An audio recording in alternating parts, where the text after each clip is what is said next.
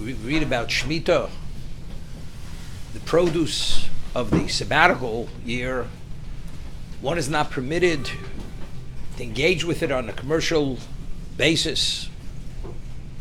And if one does, one gathers it or protects it and doesn't allow it to be used by the public, believing that ultimately, although he did something wrong, he will become wealthier or will be profitable. Ultimately, it's going to undermine him financially, and ultimately, he will lose everything.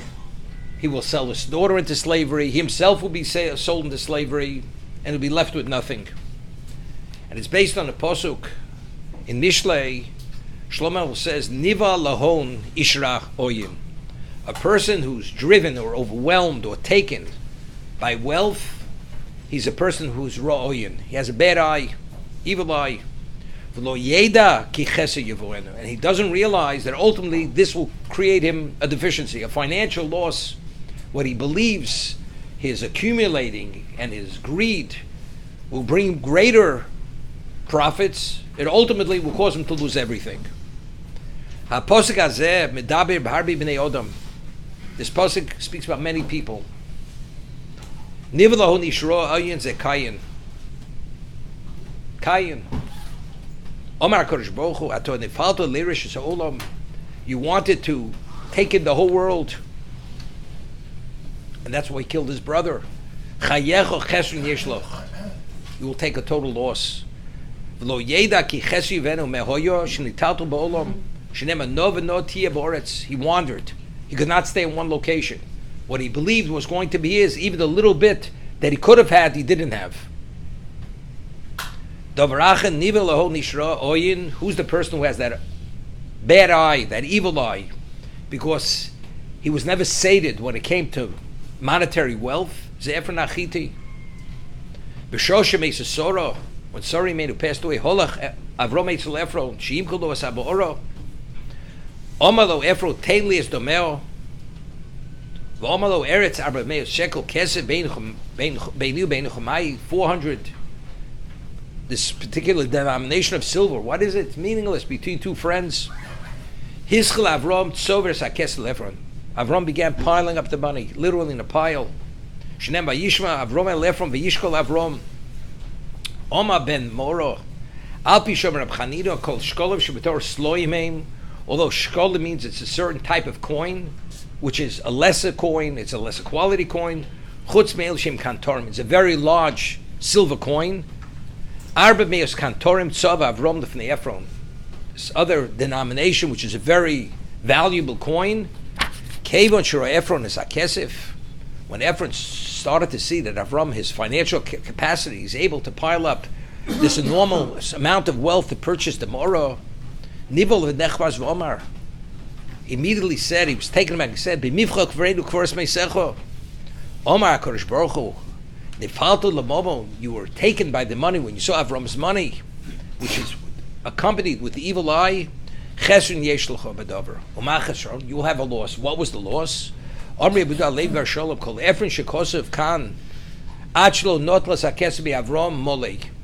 The word Ephron is always written in its full spelling with the vav. V'zeh choser. But when it came to actually the purchase, it's written deleted. Vayishkel Avrom le'Ephron choser vav ksiv. And we know the Rabbeinu Bachir writes over there, the gematria of Ephron is Ayin Ra, without the vav. This is the chesron. But that's how it manifested itself. But it's interesting. Until now it was written molei, it was written in its full spelling, now it's written choser deleted, and that's choser. I mean, for Ephron, the man was a heathen. The man was greedy. What's the loss? So his name is not written in its full spelling. What's the great loss? Factually, he is mentioned. So he's mentioned within the context, he has an evil eye. As we said, the gematria, numerically speaking, it's that. It's interesting. The Balaturim over there, he cites Chazal, I think it's Yerushalmi, that the word ches, b'nei ches, is mentioned 10 times in this particular portion. Where they initially negotiated, they went and presented Avram's need that he needed a burial location for Sari Menu. it's mentioned 10 times. What's the significance of 10? So the Yerushalmi says that whoever facilitates the purchase of a tzaddik, it's ki'ilu kim aser sadibros. It's as if he fulfilled the 10 commandments. That's the value of facilitating the need of a tzaddik, the purchase of a tzaddik. That's why ches is written 10 times. So let's understand something. If Ephron would have been written in its full spelling, they facilitated, but who actually transacted it and relinquished or transferred the Morah to Avram? Ephron. If he could have transferred it in a context which was the equivalent of fulfilling the Aseret Dibros, he would have been accredited with that level. What's the value? The value goes beyond anything within the physical realm. Because it was Ayin Ra, Hashem says Ephron is Ra, it's deleted. Meaning what you could have had, it's irrelevant whether he believes, doesn't believe, whether he's a heathen or a pagan, it's not relevant. Here we're talking about addressing something which is the essence and the purpose and objective of existence. You could have had a share in that what you did because you facilitated a tzaddik's need, it's the equivalent of that. You could have had it.